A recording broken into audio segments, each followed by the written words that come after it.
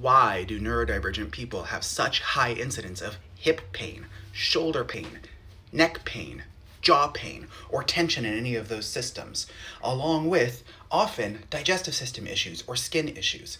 Well, there's a couple of different answers. The first one I want to start with is that trauma often leads to heightened muscle tension, reduced gut function, and therefore less energy available for managing skin well as well. So neurodivergent people often have trauma from going through the world as neurodivergent people, and for at least part of our time not being correctly identified as such, and therefore we tend to get real on guard about other people and how we're interacting with them and how we're treated by them. So there's the first piece. Trauma is a common thread among all of those things. But what I want to talk about today is actually connective tissue disorders. If you've been around my channel for a while, you already know that connective tissue disorders and neurodivergence have a big Venn diagram overlap. But what can we do about that? So let's talk about what happens when you have a connective tissue disorder. Connective tissue surrounds every organ in your body. It surrounds every muscle fiber. It surrounds the nerves. It surrounds the bones. It is everywhere.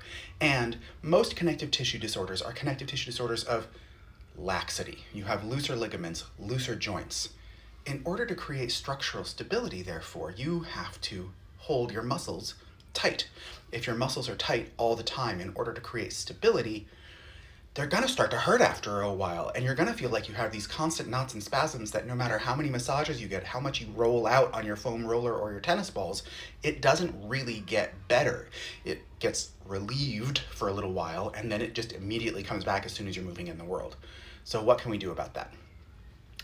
So a couple of things. One, set expectations. Your body may need higher than average levels of muscular tension in order to move through the world.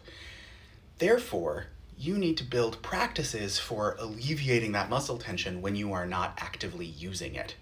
A lot of the movement practices that you've seen me do here rely on very soft, gentle movements, precisely because we don't want to annoy those muscles.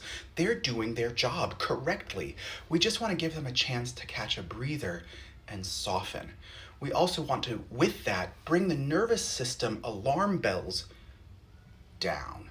So all of the practices that you've seen me do here, whether it's gentle squeezing or slow motion movement, are really about dropping the nervous system response so the muscles have a chance to relax on their own instead of grinding them out with a foam roller or a ball. If you need more help, check out my link tree.